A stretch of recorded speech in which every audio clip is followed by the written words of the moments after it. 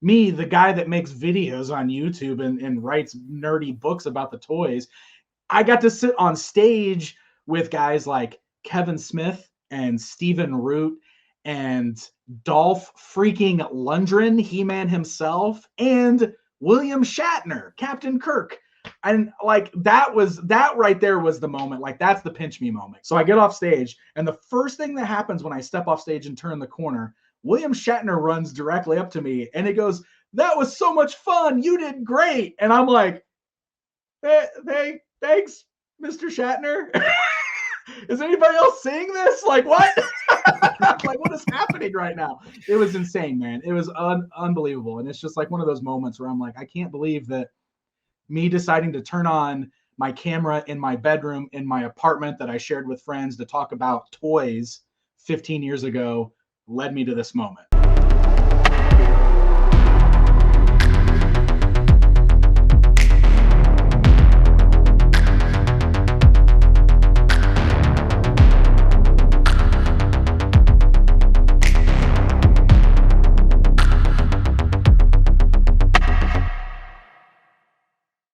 If you're watching on YouTube, please like, subscribe, and leave a comment about the episode. And if you're watching on Spotify or listening on a traditional podcast platform, please follow, rate us 5 stars, and leave a review if you would be so kind. Thank you. Welcome to the Way to Know You podcast, Season 3, Episode 35. My name is Nick Rounds, and I will be your host. My next guest is an author, a YouTuber, and an independent pro wrestler. He's been talking toys for over 15 years.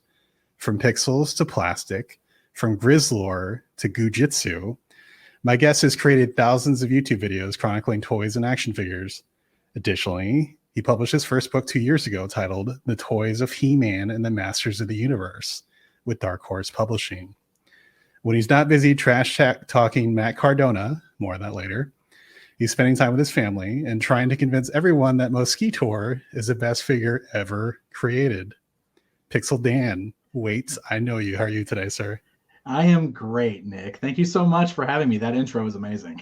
I always handwrite my intros. Love to sneak in some puns there. I love it. Yeah, you're one of the few people. Like I got to say that like Mosquitor is like my childhood favorite as well. There's a picture of me in a hot tub in my grandma's hot tub holding a Mosquitor figure. And, that's amazing. I got to find it. But yeah, when the second you were just preaching the world of Mosquitor, I was like, this guy gets it. I love it. Awesome. But we're going to talk about all about toys, all about He-Man, all that good stuff. But before we kick into that, so I am a game designer. I live in the video game world.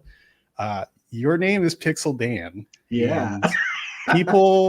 All people want to talk to you about typically is toys. But however, since you never really get to talk about this, I want to talk to you about games. So I love it. Okay. Pixel Dan. So from Pixels to Plastic was kind of like how your channel started, and you're reviewing toys about video game characters. Correct. So talk to me about your early gaming experiences. I know that your dad was a bit of a computer geek, and that you had a Atari 2600 and a Commodore 64, and then when the NES came, it was kind of like game over. Like, talk to me about like the video game equivalent of when you got a Nintendo and all games after that. Like, what are the things and moments that like really stick with you? Oh man, just like from gaming in my childhood and all that. Yeah. So, well, it's like you said, my dad was a computer geek. Like, he belonged to local computer clubs and stuff like that. So I would go with him to these computer club meetings where they would swap floppy disks of video games and stuff. And that's how I started playing a lot of video games, was on my Commodore 64 that I had.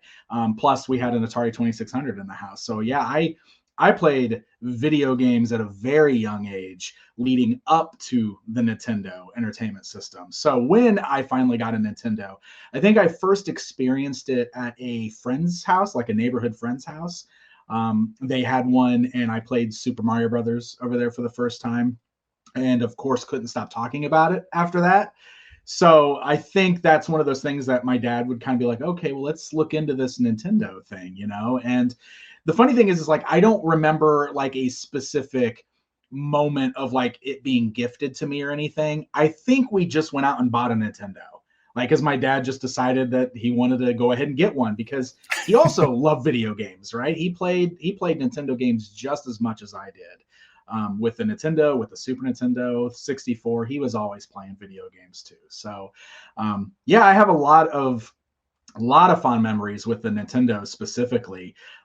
Man, we used to sit together, on the floor in front of the entertainment center playing NES. I remember playing Super Dodgeball with him a lot, and we used to have so much fun because he would like make all of the characters have like funny, unique voices while we were playing, and it would just it would crack me up. Like it was just the funniest thing in the world, like sitting there playing dodgeball and he'd be reacting to getting hit by the ball and making funny voices. So that's one of those memories that, just silly stuff like that. So it's one of those things that I still very much remember about my early gaming years is stuff like that with him.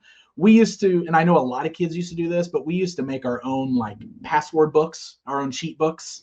Oh yeah. So like when we would figure out passwords or have codes or, stuff like that, we would keep a book and keep a log of like all of our Mega Man passwords and stuff like that, so that we always could get back to where we were before. And pre-Nintendo Power, pre-Game Genie. Yeah, exactly. And I would always draw little pictures of the characters in the book, so I had like little Mega Man characters, and that's another funny memory that I have too, which really ties into the whole what eventually became From Pixels to Plastic. Is as a kid in the Nintendo era, I love those games, but I always wanted action figures of these games that I was playing. And that just didn't really exist back then. Like I was playing Mega Man and wanted so bad to have toys of Mega Man and all those Robot Masters, because as much as I love the games, I don't know, I've just always been like the guy that wants something like tactile that I can hold in my hand, like a physical representation, which is why I'm a toy collector now, right? And so what we used to do is me and my dad would draw the Mega Man characters, like little ones on paper, and then he would cut them out for me and I would color them, and I would like draw like stages on bigger sheets of paper, and then I would play like paper Mega Man figures on these little sheets.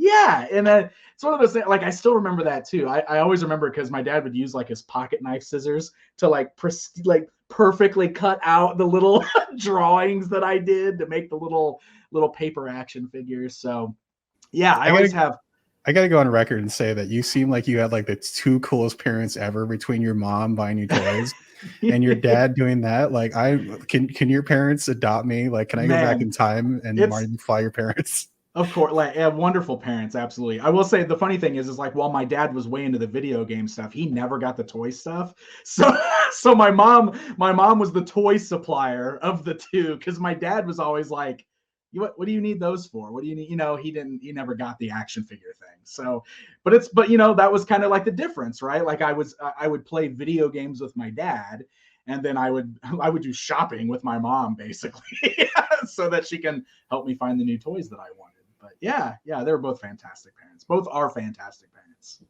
Well, I'm glad that they're still both with you. I know. I always feel like I accidentally talk about them in past tense, which is so silly. Like they're still great parents. Like I never mean to give like a false impression. For sure. Yeah. I mean, it's when people are our age, it's always a coin flip. It's like, yeah, exactly. Like, I lost my last living grandparent last year. I'm just like, oh, God, I don't like what's going to happen next. But not to bring the room down, but yeah. And I brought the room down. Man. Damn it. I'm sorry, Dan. But going back to happy thoughts really quickly, man, before we all start drinking. So what are some of the games, like, I mean, you mentioned NES, Super NES, and you mentioned playing with your dad and stuff like that, but like, what are the games that like you either like got really good at, like really struggled with, or like had really memorable experiences of like, I can't believe that I mastered this game, or I can't believe that I experienced this in the game? Can you think of like certain gameplay experiences that like really resonated with you as a kid? So I've always loved the Mega Man games, and Mega Man 2 specifically is like my game. That's a game that like to this day, I mean, like I know so many people, I know that feels like everybody loves that game, right? It's one of those ones that gets brought up all the time, but like it's a game that to this day I can still pick up, play it all the way through, and love every second of it every single time that I play it. You know what I mean? And that goes back to my childhood, because I think one of the things that is so funny is, especially like when you're watching YouTube videos about Nintendo games now, the Mega Man games are always referred to as being like super hard. They're Nintendo hard, right? That's like a thing.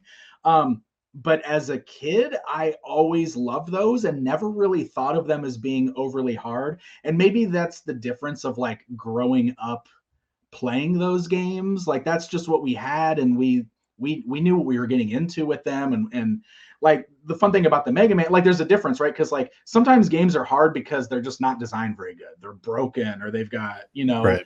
but like Mega Man is, crisp and clean, and it plays really well, and it handles really good. And while there are difficult parts, like you just got to learn it. You just got to learn it, and you get through it. And then once you know it, you got to get good. Yeah. Once you know it, though, it's like muscle memory, right? You just pick it up and you just go through it, and you don't even think about it. And that, I think that's like the mark of a good video game, honestly. And I always love all the Mega Man games, but 2 was always my personal favorite. I love Mega Man 2 quite a bit. We used to rent those nonstop. And then my mom always worked at she always worked retail, and she was working at a grocery store that had a video rental place, and the video rental place closed. So she basically got to go in and get first dibs on everything. She came home with like a stack of NES games. I got Mega Man 1 through 6, all from like the rental place closing down, plus a bunch of other games. It was insane. So I was so lucky. That must have been like the best day ever. Like we already had a Super Nintendo and everything by that point, but she just like called me and she's like, "Hey, they're getting rid of this stuff. Do you want any of them?" And I was like, "Yes, that one, that one, that one." And she just came home with a bag full of NES games. It was amazing. So that's incredible. I still have all those too to this day. Yeah, so cool. Oh, I was actually going to ask you that because I know. Oh, sorry. Go ahead. No. Let's stay. Damn it, Dan! You're about to. Yeah. Okay. I was going to ask you, do you collect games? Like, because obviously you're a huge toy collector, but are you a retro video game collector as well? Definitely. I have way too many of them. And that's the funny thing is like, while I love collecting toys, like retro video games is still like a big passion of mine. Like when people are always asking me like the type of stuff that I watch on YouTube, I don't really watch a lot of toy stuff. Honestly, I watch a lot of video game stuff. It's like, that's like, I guess that's my escape from the toy thing, since the toy thing has become so much a part of what I do every day, that like when I just want to be entertained by something, I still get a lot of entertainment out of retro video game stuff. So when I'm at conventions, I'm still looking for games that I want to try out and want to play. I like a lot of the retro video game YouTubers, because I like it when they introduce me to something that I've never played before, or didn't even know about. And then like I try to make mental notes or make a little list on my phone, so that if I'm ever out and I can try to track down some of these games I want to play. So I still have like my old systems hooked up, and when I have time, I love turning those on and still playing them. So yeah, that's awesome. What systems are you actively collecting for, and what are your white whales? Yeah, so I guess NES and SNES are always still my big 2. They're my favorite systems. The real thing is like I don't feel like I'm actively collecting rare stuff for those systems anymore. Like there was definitely a time where like I was trying to seek out a lot of the games that had gotten expensive, but mostly because like I want to play them. I'm really only going, like, I'm not the kind of guy that wants to get like a complete NES collection or anything. I that's cool, but like not something I feel like I need to do. Mine has always been driven more by I want to actually play this game. So if I can find it and get it for a good deal, I would. For a long time, the game that I was wanting to get real bad that was always really expensive was the NES version of Tournament Fighters, TMNT Tournament Fighters, which is not a great game, but as a big Turtles fan, Turtles, it was the coolest as a big Turtles fan, and the fact that it's like an NES fighter, which is uncommon, and it was one of the later releases on the system. And the funny thing is I remembered playing it at a friend's house, well after I had already been playing like the Super Nintendo version, and being like like so blown away by the fact that an NES version existed. So it was one that I always wanted to get. It was always expensive, but I did end up checking that one off the list a couple years ago. I picked it up at Retropalooza down in Texas because somebody had it for a price that I was finally willing to pay. And flash forward to today, where they released that dang collection that actually has it on there now. That amazing Ninja Turtles collection that just has every Turtles game on it. But still, I'm happy that you I still own have the physical copy. Yeah. I have a physical copy, so I'm happy about it. Yeah.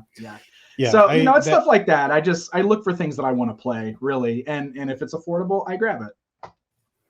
Yeah, that game, I had a similar experience, like in terms of like I can't believe they made a fighting game out of this. Was the Star Wars like Terrace Kasi or whatever the hell it was called. Like the second you told me that like Boba Fett and Chewbacca and Luke Skywalker could fight each other, like I lost my mind. But then you see the videos, you're like, this is hot garbage. Exactly. I never did play that one. I remember seeing that in like GamePro magazine and stuff when I was young, because I had a GamePro subscription, and always thinking, wow, that looks awesome. But I never played it. And of course, I've seen plenty of videos on it at this point. That's funny. So do you, I mean, I know obviously you're into retro games, but do you play any modern games at all? Or are you strictly just a retro game player? Oh, no, I do play modern games. I play my Nintendo Switch quite a bit. I love Switch. Gosh, I've put so many hours into Breath of the Wild. It's ridiculous, but it's still that game. Like when I just need something to do, I just turn on Breath of the Wild and run around and do stuff. I don't know, that is like relaxation for me. I love that game. But also like my son Spencer he's gotten real huge into video games. So he and I do a lot of gaming together. Christina, my wife, plays a lot of video games. So the Switch gets a lot of use in our house. I just got a PS4 for Christmas, so I've been playing God of War. So that's kind of like one of my current things I'm going through right now. Yeah. So I do. It's timing is always an issue with all of us, right? There's not enough time for all these dang games. Well, especially you, like the amount of videos that you put out, like weekly, if not daily. You have a day job still, is that correct? That is correct. Yes, I work 40-hour day job still. Okay, hold on. I got to zoom in for this. You have a day job. You have a YouTube channel where you post all the time. Like you're writing a book and you're a professional wrestler, which we're going to get to. I'm just like, how do you have time to sleep, sir? Like how? I don't get it. I don't know. I guess I've just been doing this for so long that it's just the way I float through life. I don't know, man. It's not easy. I'll tell you that. Like it's hard. And I absolutely have my moments where I'm just like, I'm done with this. Like I need a break from this. I need to step away. But I don't know. Like I guess it feels like I have to do it, and that's kind of weird because like I enjoy it, but like if I'm not in here shooting something, I feel like I'm forgetting something. I feel like there's something I should be doing. You know, like when you ever have that feeling where you're like, I'm missing something. Something's missing. Something's wrong. I should be doing something. Like that's how I feel if I go too long without doing a video. And I know that that's dumb, and that's probably not mentally healthy. but man, I guess that's kind of my drive, right? Like I get like an anxiety if I'm not putting something on my channel. Like I feel like my channel is being forgotten about if there's not stuff actively there all the time. It's weird. You are your own biggest fan of the content. Yeah, my own worst critic for sure. I know that. Yeah, I feel that. Trust me, but we don't have to go into the pits of despair regarding that. So building on that, so I know the Angry Video Game Nerd was more or less the inspiration for what made you want to become a YouTuber, correct? But focusing on toys specifically.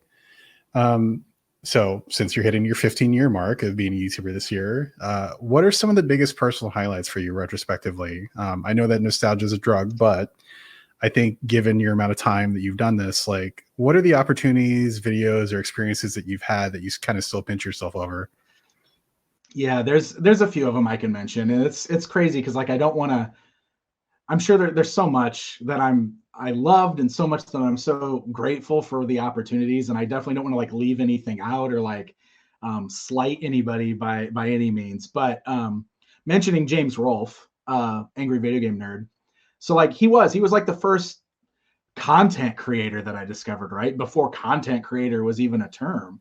Right. And seeing him doing what he was doing led me to finding other people kind of doing similar things. And that's what made me go, well, I want to do something like that. And that's kind of how I started doing this whole thing. So I did, having an opportunity at San Diego Comic-Con one year.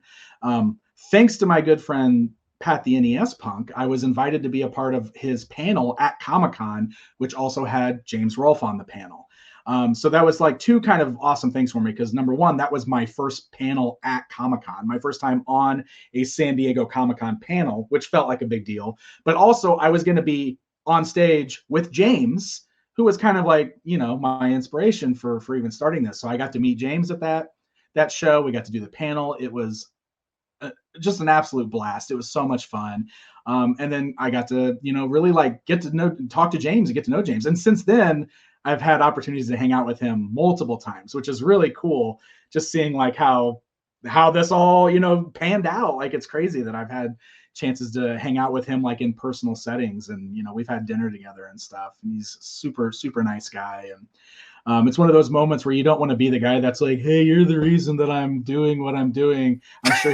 I'm sure he hears that all the time too, right? Because he was so influential what he was doing. But he's such a nice guy, man. And it was one of those really cool moments where I got to knock two pretty cool things off my list, right? I got to do a thing at panel at Comic-Con, and I got to meet him. And that kind of was like the start of like doing cool stuff at Comic-Con because I have been asked to moderate panels for Mattel at Comic-Con. I did it for DC, their DC brand one year when they still had it, like moderating the panel, and that was really cool. But I think probably the biggest highlight so far just happened last year at San Diego Comic-Con because I was invited to be part of the 40th anniversary celebration of Masters of the Universe by being on a panel in Hall H at San Diego Comic-Con, which if you guys don't know, that's like huge deal. Like I have never even been able to get into Hall H before. So my first time in Hall H was being up on this stage, and it was unbelievable. But not only that, like I'm on stage, me, the guy that makes videos on YouTube and writes nerdy books about the toys, I got to sit on stage with guys like Kevin Smith and Stephen Root and Dolph freaking Lundgren, He-Man himself, and William Shatner, Captain Kirk. And like that right there was the moment. Like that's the pinch me moment because I'm sitting up there like, what, why am I up here with these people? Full out of body experience. It was insane. It was, and then I'm up there and I'm like crying and stuff because I'm just super emotional about the whole thing. But it was an amazing moment, and all of them were awesome. They were all wonderful people. Like the first thing that happened because like you get off stage and you go backstage because this is like they have a green room and a backstage and everything for Hall H.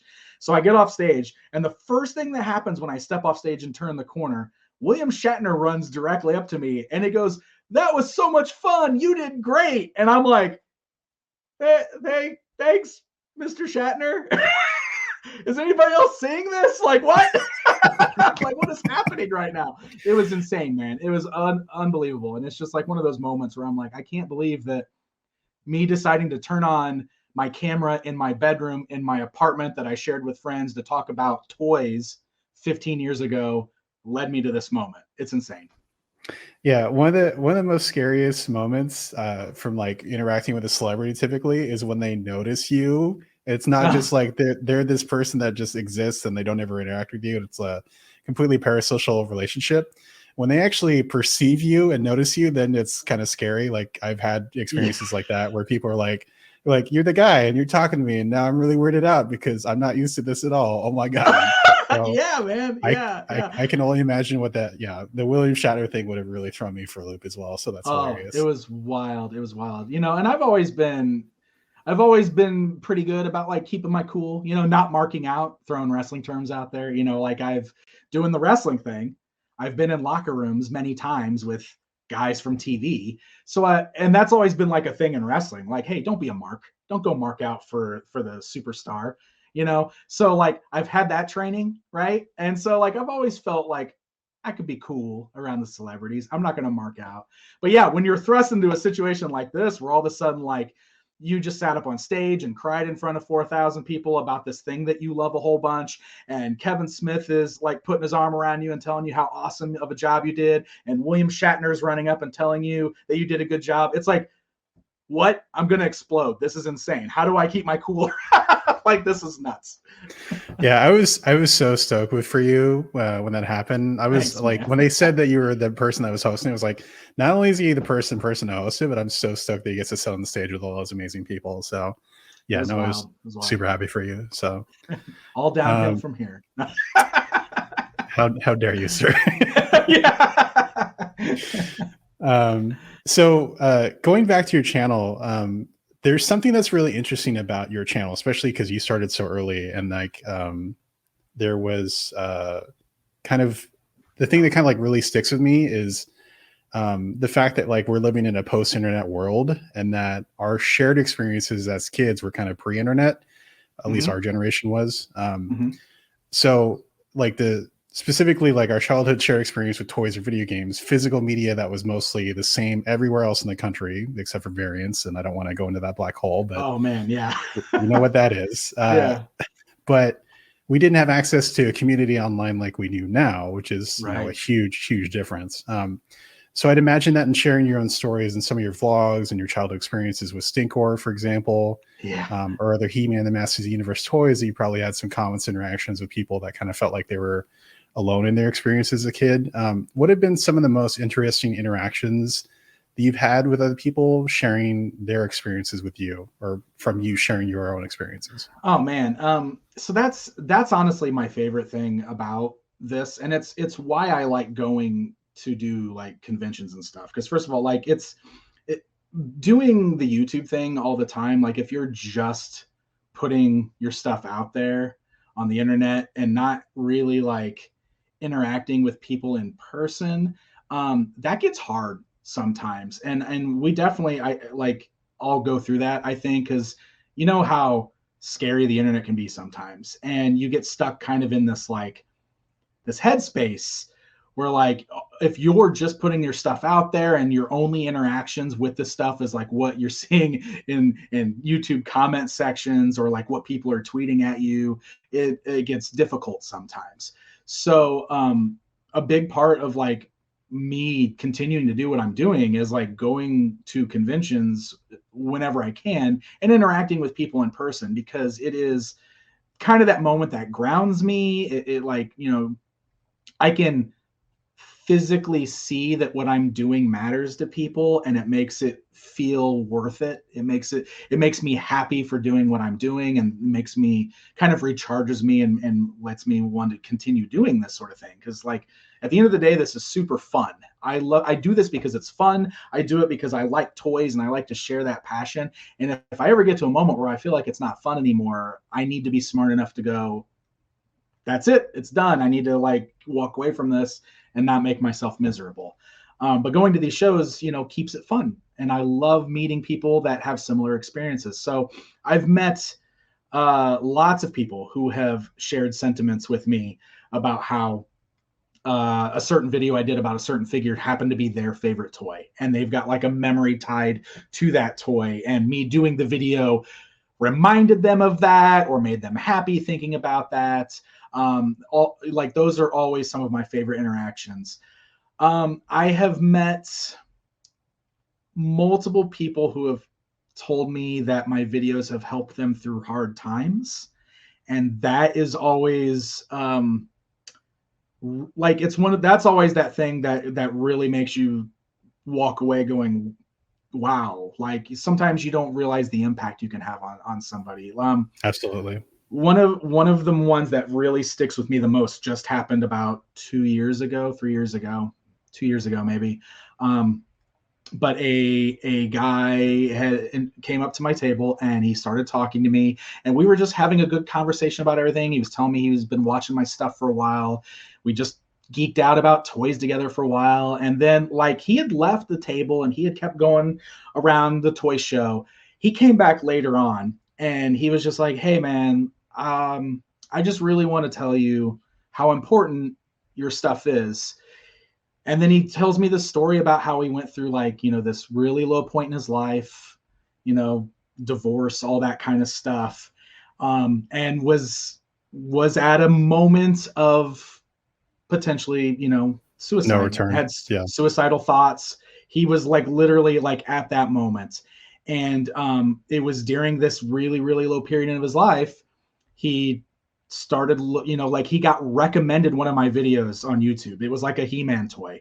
And it was one of those things where he was like, oh, I used to have one of those when I was a kid. And he started watching it. And then he started watching my content all the way through. And all of a sudden, he starts seeking out all these toys he used to have when he was a kid. And he's bringing joy back to his life. And all of a sudden, things are turning around and he's getting happy. Eventually he gets a new girlfriend, all this stuff. And he was just like, he starts crying while he's talking to me, and I'm crying, and he's just telling me he told me, you saved my life. And I was just like, it's crazy to think about that, because sometimes I'm just sitting here and I'm like, man, I'm just talking about this little plastic superhero, this little plastic man, and throwing out this goofy video, whatever. But you don't think sometimes about how that resonates with the person on the other side of the computer screen and how that could impact their life, even if it's just in a tiny little way. And it's moments like that just like, regardless of whatever nonsense gets spewed online, whatever somebody's mad at me about for whatever reason, I can think about those kind of moments, and I can know that those people are out there. And that's kind of really why I want to keep doing this. Like, that's, I don't know, I don't want to say it feels like it's my job or my duty, but like, man, if I can make people happy, that's awesome. The world is a better place for it, sir. I'm glad that you're still doing what you're doing. You haven't become super bitter and just table flipped it all and been like, all right, I'm done. Thanks. It's not been easy sometimes, let me tell you. But man, thank you. So building on something that was really important to your channel, especially like in the early days, because you seem to start your channel right before Masters of the Universe Classics kind of started its run. Right, and yeah, I was in the right place, right time. I was lucky. Can you talk about what that toy line means to you personally and how those releases affected your channel? Oh man, yes, I think it's safe. Now I don't know for sure, because we don't really know how things could have gone one way or the other. But I will always, like, I know I love doing this and I feel like I'm passionate about it and I feel like I do a pretty good job, but I also am well aware that I was in a good spot at being one of the first people on YouTube talking about toys. And I just happened to get in and start doing it right before like this massive toy line launch that was from a franchise that was very important to me. Because like some of the first, while I was doing From Pixels to Plastic, when I started wanting to venture out into other things, He-Man was the first thing that I turned to, because it's like I had a bunch of He-Man figures still. It was always my favorite franchise.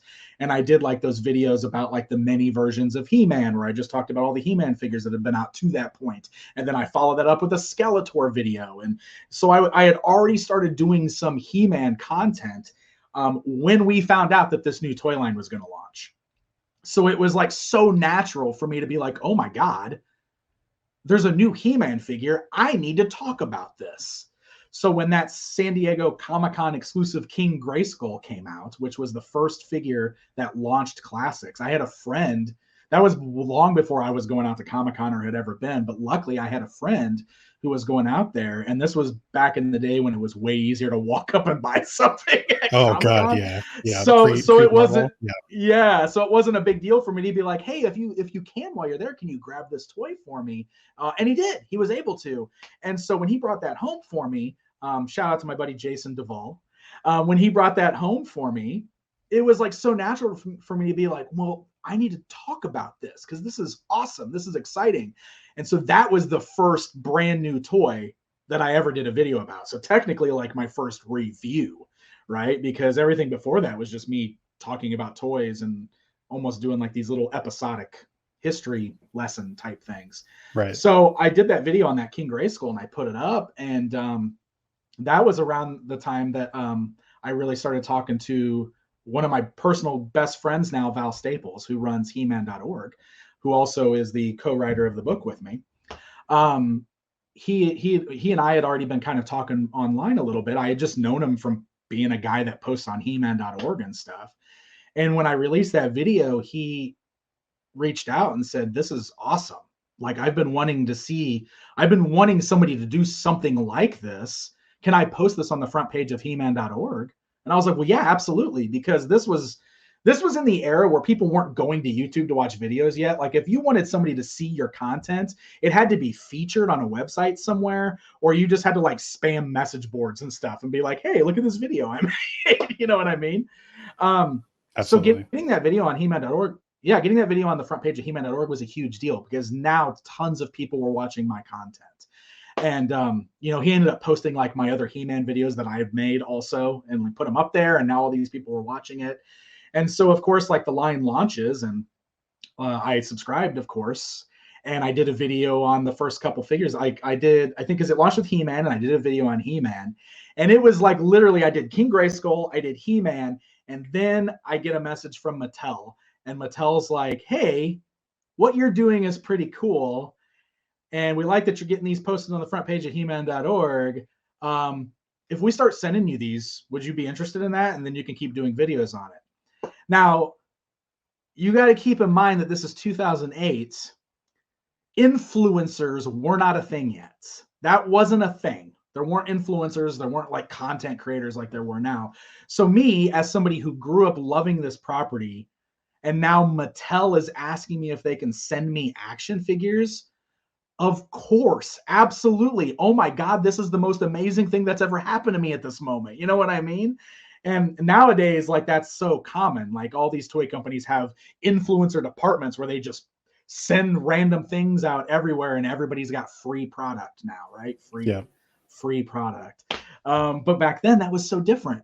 And so then this amazing thing that grew into something that I never expected, because now all of a sudden I'm the He-Man guy because I get these opportunities to like do a video showcasing this toy like weeks before it's in everybody else's hands. So now people are really starting to pay attention to what I'm doing. And that kind of grew into like everything else, because from there it was like, well, now I feel like I can use this platform to talk about Ninja Turtles because I really love that too. And the more things I started branching out into, all of a sudden, like I'm starting to get all these other contacts coming in. So like if it weren't for the amazing luck, I guess, that I had at the very beginning of the Masters of the Universe Classics line, like that was absolutely like a trajectory change for me and what I was doing on YouTube. Absolutely. And so building on Mr. Staples and this amazing book, which you also have right behind you.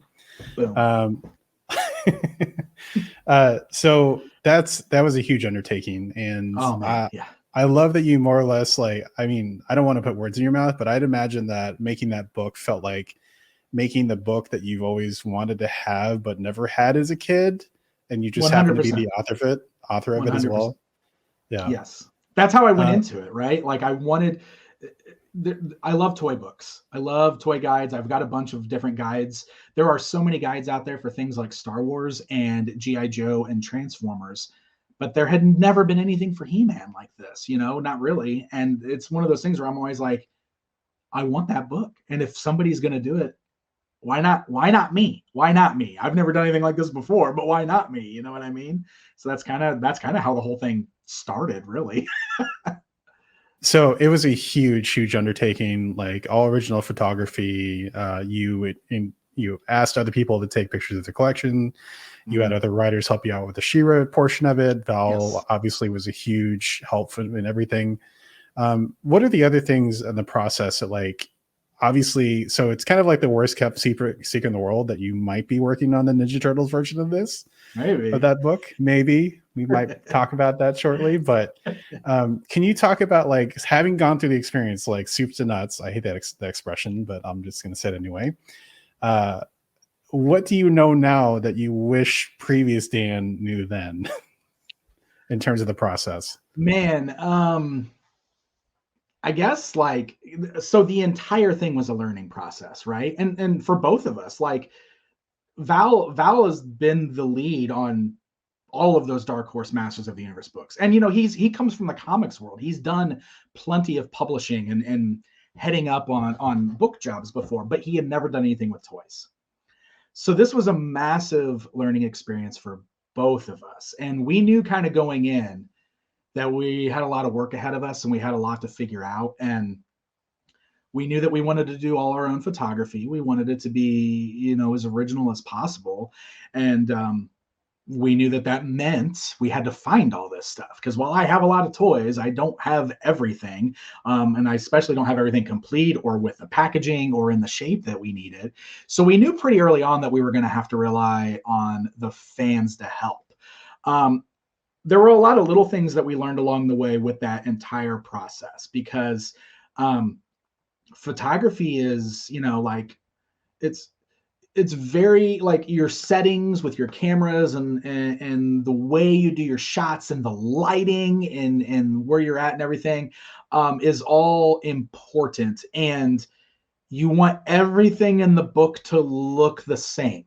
You don't want anything to look slightly off, slightly wrong lighting, because that messes with the colors and all that stuff. And so we ran into a lot of troubles early on, because it was one of those things where at first we were like, well, maybe we can have some other people, like there's certain things that are hard to get, so maybe we can just have the fans take the pictures for us. And while we had several people that were very willing to help us do stuff like that, many times we would get those photos back and we'd be like, this isn't quite, can you, tweak your settings, do this, go reshoot it again. And it became very complicated. Which I do also want to give a shout out to Peter over at Electrified Porcupine, because he actually did do a lot of photography for us for Masters Classics too, which was a big help, because even though I already have all the Classics figures, we knew that it'd be easier to have somebody like that work on that while we were traveling around finding everything else. And so that was a big help. But a lot of times when we would ask for like one-off photos of different things, we'd get them back and we'd be like, we can't use this. We can't use this. And even more to that effect, by the time we were towards the end of the process and we were comparing photos that we were shooting to photos from our first weekend shooting photos, they were like night and day, because we had gotten so much better at it that the first batch of photos that we took looked awful. And we reshot. We had to go reshoot a whole bunch of stuff from the beginning, because suddenly we weren't happy with the way that stuff looked, because we had like, man, it's one of those things where like you get going and then you figure it out, and then you've got like a process and you know what you're doing. But those first couple photo shoots we did, it was like trial and error. We were figuring it out. We wanted to, it was a lot of like, let's put it up there. Let's try this setting. Let's try this lighting angle. Okay, now let's throw those up on the computer. Let's look at them. Let's get in real close. Maybe we can change this. Maybe we can. And it was a very long, tedious process. So really, it's kind of one of those things where it's like, man, I wish I had all of that skill beforehand, but I don't know if I could have, right? Because I feel like for something like this, you do need to figure it out as you go, because you got to figure out the best look for everything as you're making it. But that was definitely the most complicated of the whole thing, was just getting everything to look good, like getting it to look as good as possible. I hate shooting accessories. I found that out. Accessories and action features. Oh my God, trying to photograph action features in motion, or trying to show just the process of making an action feature. Like, I really came to hate the 2002 toy line, because every dang figure has a rocket firing missile. And I was so tired of photographing rocket firing missiles. I was like over it. I'm like, why do these all have this feature? I don't want to shoot this anymore. That's hilarious. Yeah, you got to use a blur effect in Photoshop or just try to get around it. Yeah, that's what we tried. Well, sometimes we tried really hard to get like natural photos. Like, one of the things Val was determined to get a real photo of was the vintage Thunder Punch He-Man.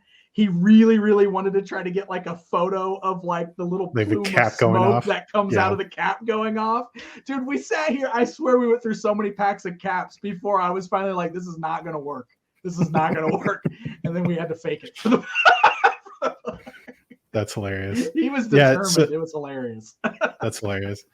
The book is fantastic. I Thank love like all the deep cuts in here. I didn't know about Nordor because I never collected New Adventures of He-Man, and like I please watch Dan's video about that. It's fantastic. you. Amazing deep cuts, especially for She-Ra as well. Like I didn't, yeah, Yes. New Adventures in She-Ra. Like I love that's in here, and I love that y'all took the time to catalog that stuff. So thank you for your hard work. We're all Oh, of again, course. we're all richer for it. So Awesome. I'm glad to hear that. Yeah, She-Ra was a lot of fun for me because, like you, like obviously I was aware of She-Ra, but I didn't have a lot of that stuff. So when we got to photograph all that, especially like the fantastic fashions, where we got to shoot like all the like clothes and accessories on all those figures, I was like, wow, like I literally I had no idea. I had no idea. Like this is kind of cool.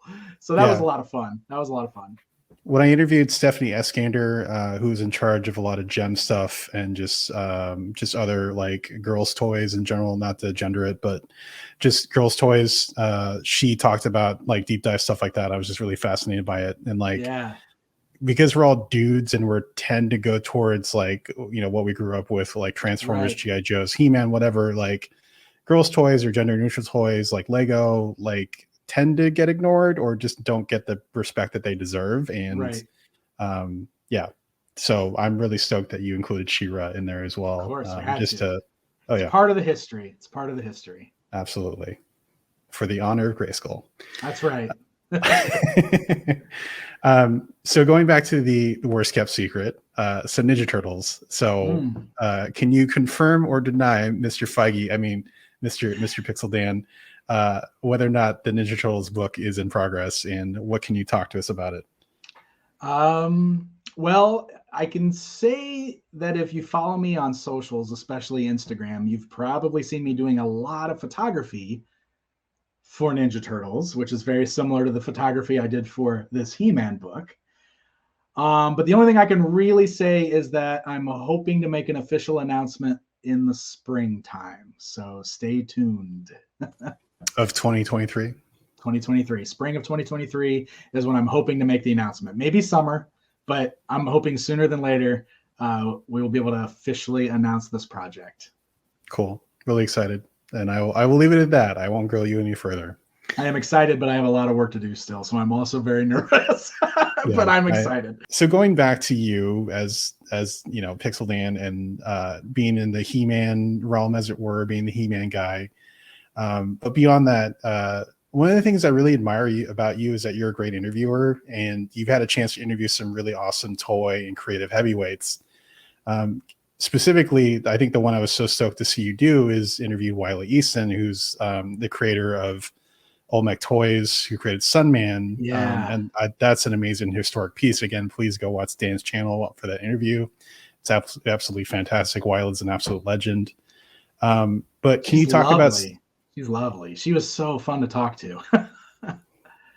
Can you talk about some of the interviews and people you've been able to talk to because of your channel that has meant a lot to you personally? And if you want to talk about Wiley, please, by all means. But no, I mean, it's been really awesome just being able to talk to so many of these people over the years. Like the people that create the toys is so incredibly cool. But yeah, Wiley was wonderful to talk to. That was a really cool opportunity that kind of popped up where I was just kind of reached out to, and it was like, hey, would you be interested in interviewing Wiley Easton? And I was just like, yeah, absolutely. Would she be willing to actually like do a video call with me? Like, cause it was kind of one of those things, but I was able to like kind of present like, this is what I want to do. I want to put together this whole like history piece about Sunman because, as a collector, like I've been aware of Sunman and Olmec Toys and, Pighead specifically for many years.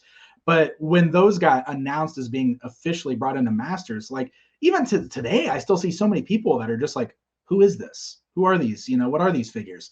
And there's some people that just don't know of the history of it. So like when I saw the opportunity, I was like, I want to like do a piece. Like I want you to tell your story, and I want to talk about this and why it's cool that this is like being brought back as like this official Mattel thing. Like the idea that she did what Mattel wasn't doing and challenged the status quo in the 80s, and now here she is officially part of like she even was kind of like that she finds the entire thing like delicious.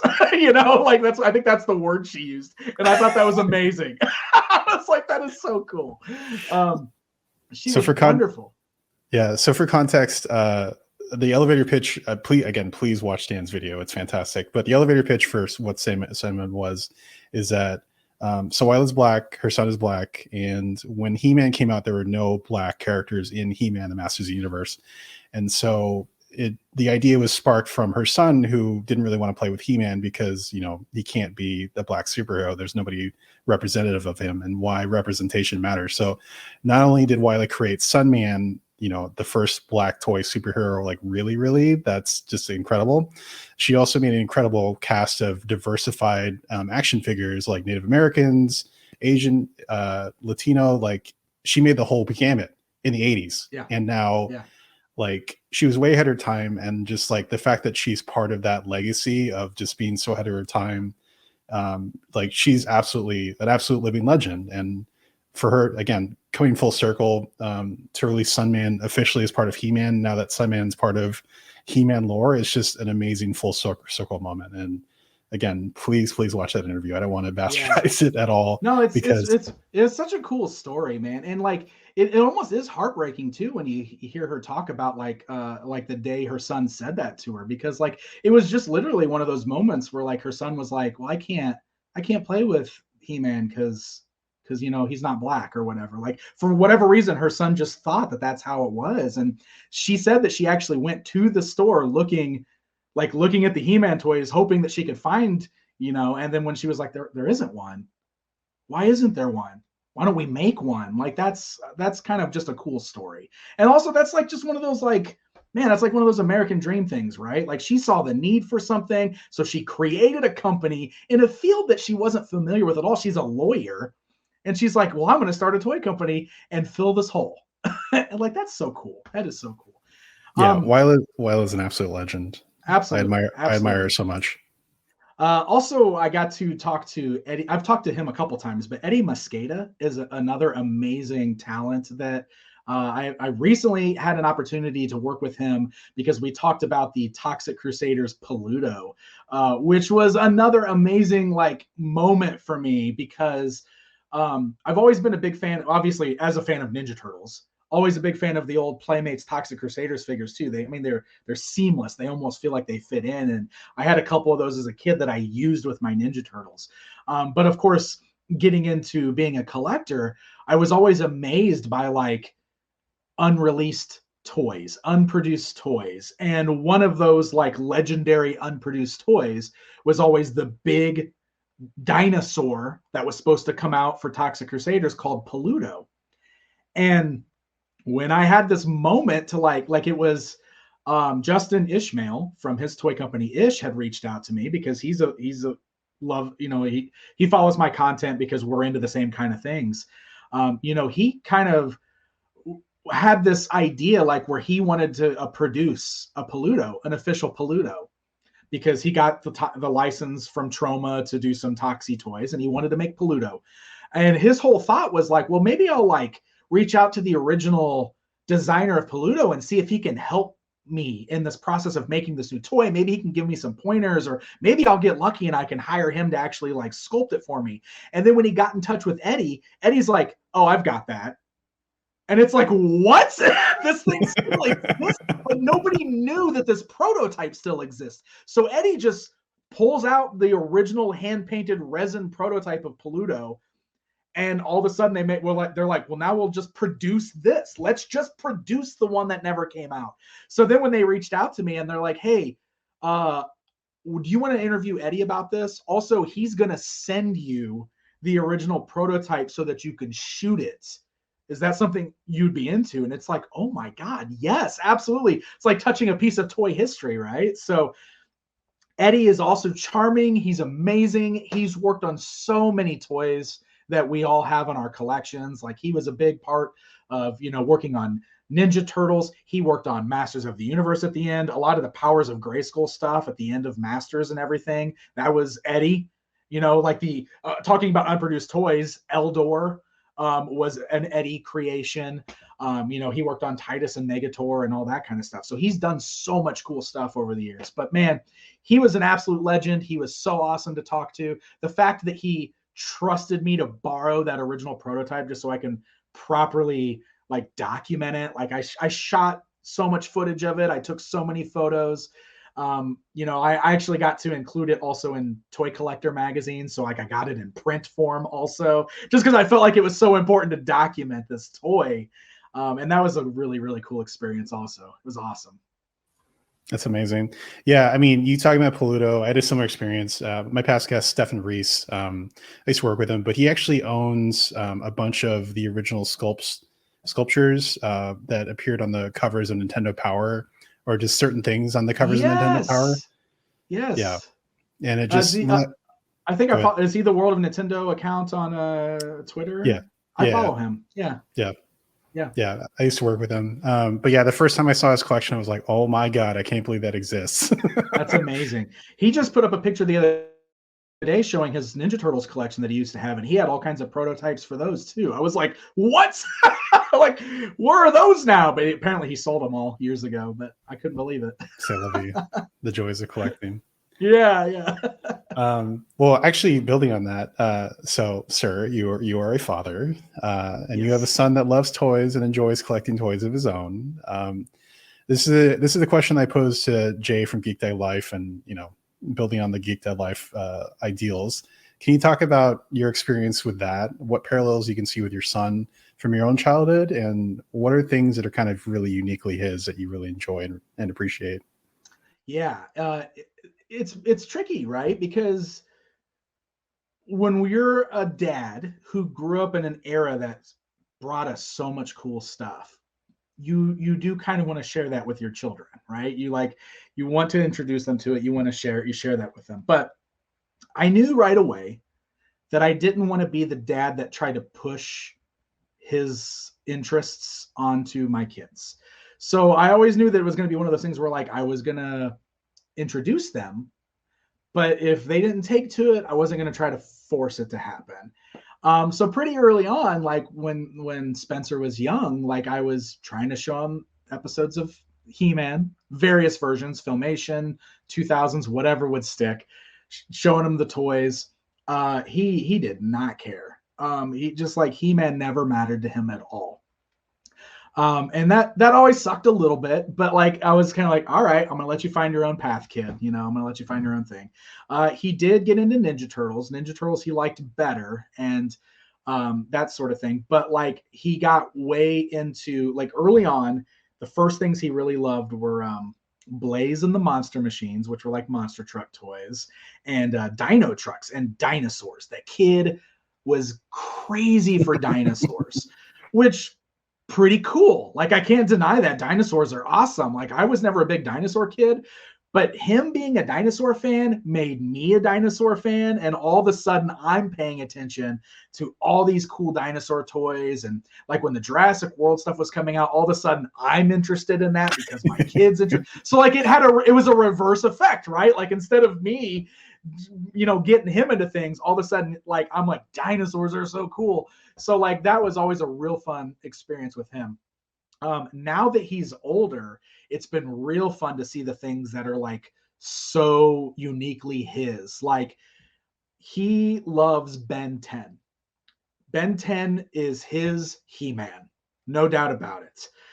He first started watching the modern Ben 10 show when it was first airing, the Cartoon Network reboot of it.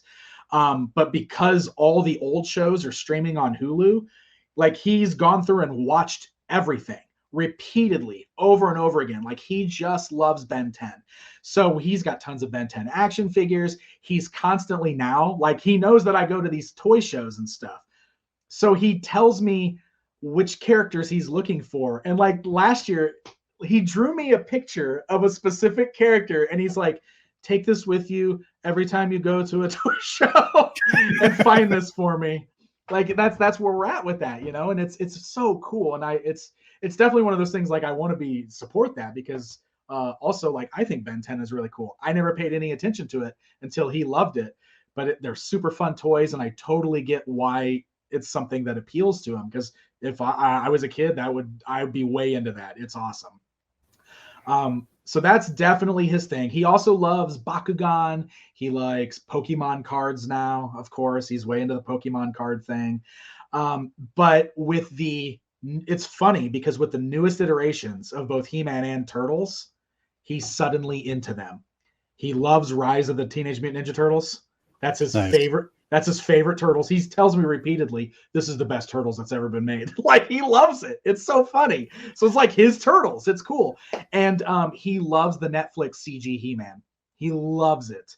And that's really cool for me because he wants to watch it with me. So we got to experience that show together. And he watches it on his own. Like, he'll just go and turn on his tablet and start watching episodes of He-Man. And it's kind of one of those things where I'm like, oh my God, it took 9 years, but it's finally happening. Like, my kid's over there loving He-Man. And, he asked me for a Beastman figure for Christmas. And he's been, so he's got a couple He-Man toys now. And I got the new Castle Grayskull from that show to review. And it immediately just became his and Ryder's. Like, they just play with that thing. They love it. And so it's like, well, that's the kind of thing that I'm like, yes, here, take it. Go enjoy this. That's amazing to see. So it's been real fun watching him kind of go on his own journey with that stuff and like taking me with it. Like, I want to, because I'm hoping that one day he's going to be like me and he'll look back and he'll remember like all the times we went looking for Ben 10 toys together and, all that kind of stuff. Hopefully it'll be like that for him.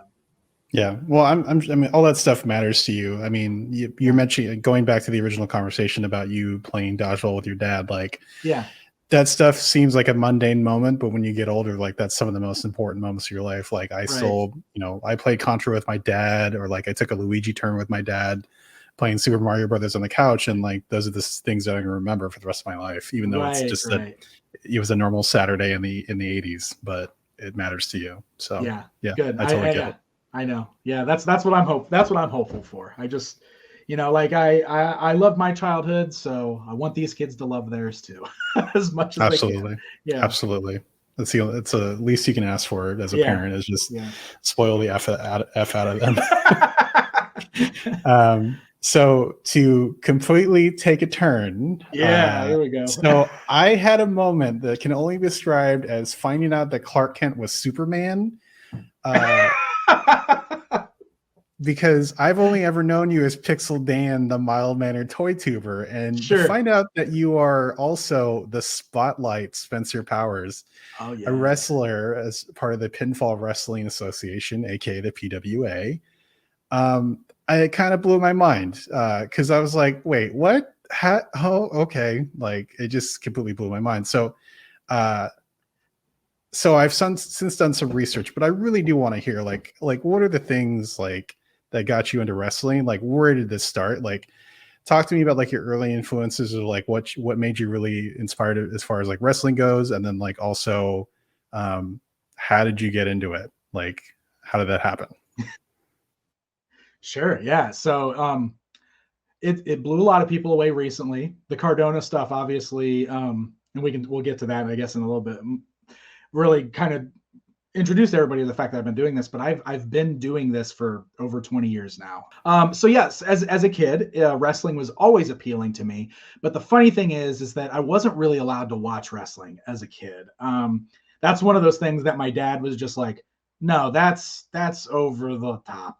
We don't need to be watching wrestling. But I had a friend who was huge into pro wrestling. So that's where I did it.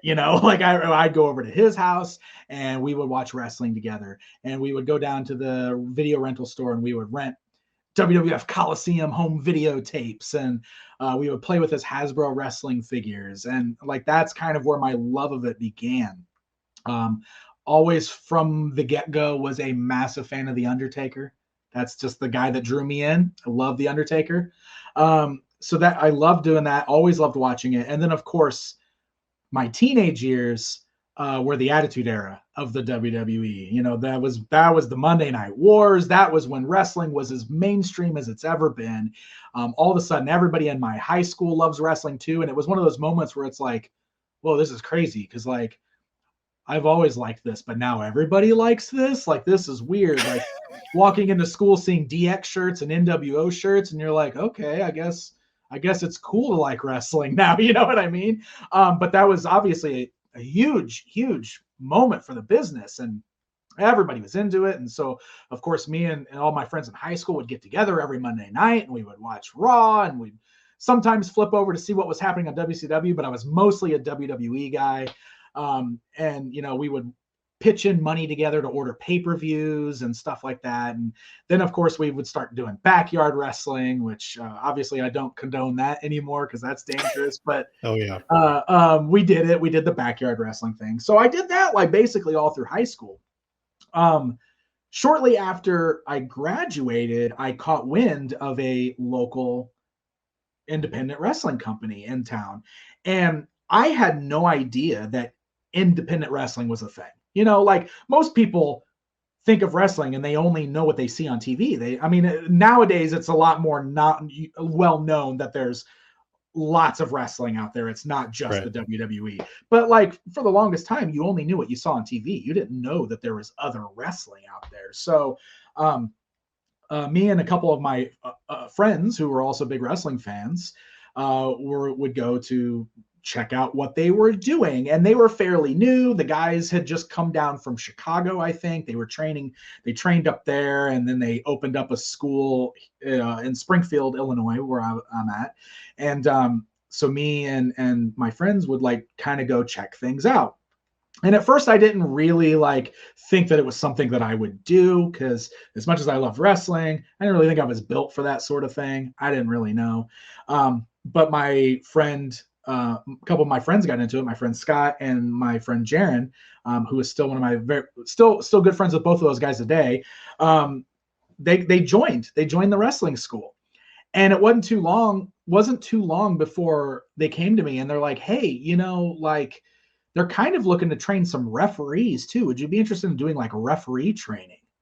And I was like, yeah, that sounds cool, because then I could be involved and I can like be there with my friends who are learning to wrestle. Like that sounds pretty cool. So I went and I kind of met everybody, and I kind of attended a couple of training sessions, and then like I got in and they taught me real quick how to do like referee stuff. And what they were doing is like they would do these sort of like practice shows. Like they weren't like shows in front of a paid audience, but like every Saturday they would be like, we're going to put together these practice matches, because that's how you learn, right? You get in there and you have matches.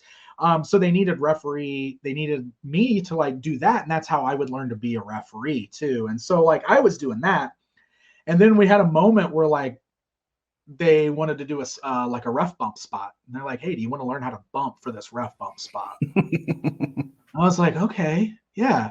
So like I learned how to bump that night, and I took to it immediately. It was, you know, way easier than I thought it would be. And then that spot happened in that match, and I felt super cool. I was like, oh my God, I got punched in the face and I took a bump. Yeah, that's amazing, right? It was so cool. But it's just like this little practice show. It's not in front of a crowd or anything. But like the more I started sitting in with practice, the more I felt the itch. And it wasn't too long before they kind of like, do you want to get in on this? Do you want to like try some of these drills? You want to try some of these? And I started doing the drills with the guys, and I was taking more bumps, and I was starting to do things.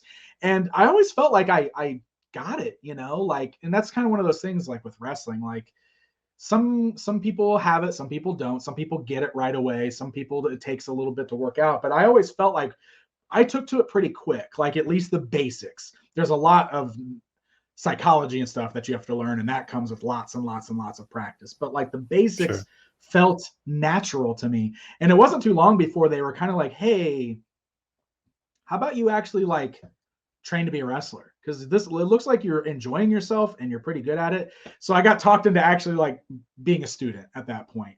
And that's kind of where it all took off. And then I actually started being a wrestler. So at first they put me in a mask because they still wanted me to referee. So like I kind of became like enhancement talent, basically. I was a jobber, right? They would throw me in a mask, and they'd send me out there whenever they needed some guy to get over and beat up this guy. And then I could come back and I could take my mask off, and I can ref more matches later in the show. And that's kind of really how like I cut my teeth in the whole business, is like doing that sort of stuff. But it eventually, it just got bigger than that, you know? And then like I really started getting into it and coming into my own. And I started getting opportunities to like get out there more. I took the mask off. I got to become the spotlight. And, that's when it really opened up. Cause then like in my 20s, every weekend I was doing a show somewhere. I was traveling all around Illinois. I was going into Indiana. I was, just all around, like anywhere that I could get a booking, I would take a booking, because that's how it works. That's what you do. You try to find people to book you for these shows. And there was that moment where like, this is what I want to do. I'm going to do this. I'm going to try to go down to OVW maybe and get some, get noticed or something like that. And maybe I'll actually go do some schooling for the bigger schooling.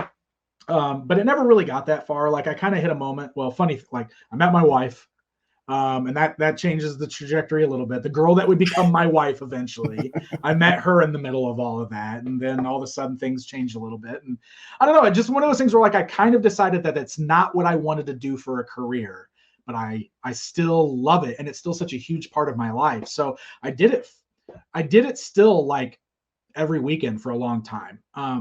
I am at the end of this whole thing now. I mean, I'm 41 years old. I don't have much left in me. I feel like the old man in the locker room a lot because of all the young kids that are in there. I wrestled a guy. I worked with a guy 2 months ago who says to me, "Oh, you were like one of my favorite wrestlers around here when I was a kid." Like he's got a picture of himself as a kid posing with me at a show, and I wrestled him. He's a full-grown man. That's when your bones go to dust. That's when you're like, it's time. Maybe it's time. What the heck? This is crazy. So that's I've been doing it for a long time, and a lot of people don't realize it because I've always kept it very separate. Like they felt like two different worlds, and I was fine keeping them that way. I attribute a lot of my speaking ability and a lot of my ability to be in front of a lot of people. I attribute all of that to wrestling. Like if I didn't have the wrestling training, I don't think I would have been as good on the YouTube thing as I am with the interviews and all that kind of stuff. Like I think wrestling built confidence in me, a confidence that I definitely didn't have when I was a teenager or a young kid. So wrestling helped make Pixel Dan, but I kept them very separate because they felt like very different things. And it's funny now because it's just the way the world's changed. Like things have changed so much with social media and all this stuff that you look at all these guys now, like Cardona, like Ethan Page, like Danhausen, who are taking full advantage of social media and their love of toys and YouTube, and they're getting so popular. And it's one of those things where it's like, man, if that was like that, like when I was like in my prime, like, 15 years ago, what the heck? Like I could have really been taking advantage of that too, but I never did. I don't know. It always felt separate to me. So. Well, I think you capitalize on the things that were right for your time. Like Danhausen is very much his own thing, and like he's he's awesome. So the Matt Cardona thing.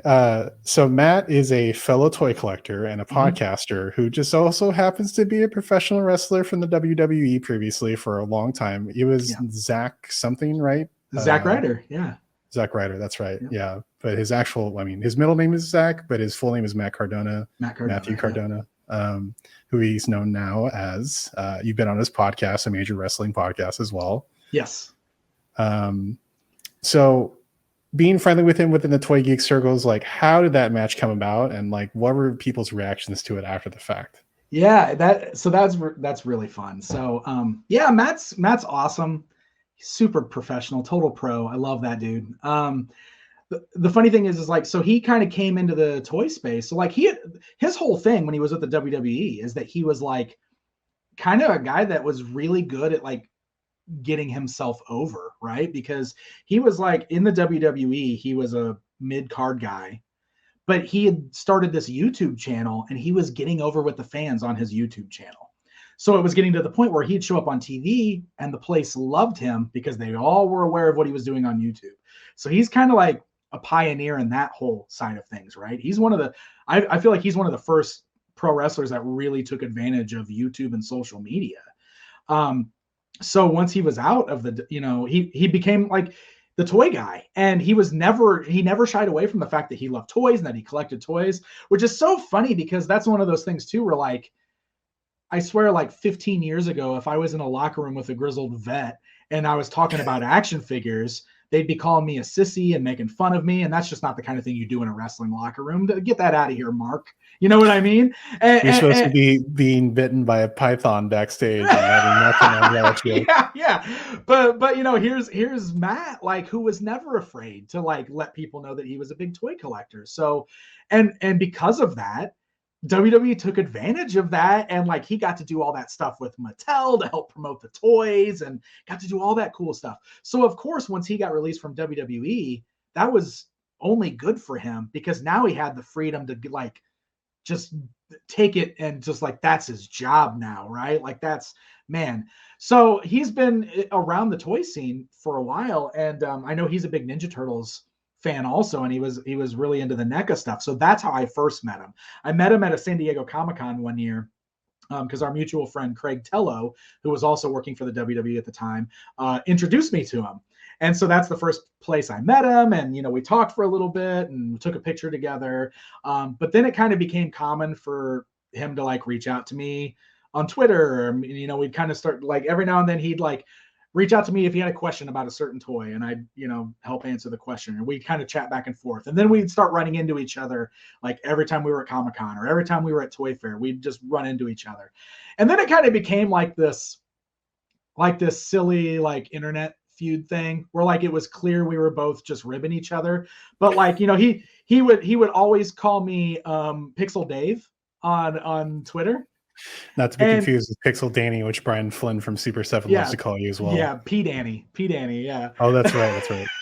So Cardona always would call me Pixel Dave as a clear, obvious rib. And it was so funny because every time he did it, a bunch of people would like correct him. What? It's Pixel Dan. You know, like people would come to my defense, which is awesome, by the way. But it was so funny because like he would get a kick out of how easy it was to rile people up just by calling me Pixel Dave. So it almost just became like all of a sudden we started having this feud, like, right? So like we would always just kind of poke at each other back and forth through Twitter. Like he would show up at a Toy Fair and like he would film me and do something silly. You know, we kind of just had this thing back and forth, but it was always in good fun. So the opportunity to actually work with him came up because you know, like the guy, like I know he's always looking for bookings and everything. And the guys at the local place, like they usually bring in a name once or twice a year. That's kind of how indie wrestling works. Like you bring in a name to help bring people to your show, and then hopefully some of those people stick around and keep coming to your show, right? That's kind of the name of the game. So it's kind of one of those things where like I threw the idea out there just on a whim. I didn't think anything would come of it, but like people knew that I'm like kind of buddies with him, and I had been on his podcast, and so I just kind of floated it out there. I was like, this maybe sounds crazy, but like if I could get Cardona, is that something you guys would like be interested in? And they were kind of like, could you get Cardona? And I was like, well, let me find out. So like I reached out to him and I was like, hey, if you ever had the opportunity to work with me, would you do that? And his response was, hell yeah. And I was like, cool. Well, what's your rate? You know, give me your rate. Give me all this information. I might be able to make this happen. So he gave me all his info. I took it back to the office. They were like, yeah, let's do it.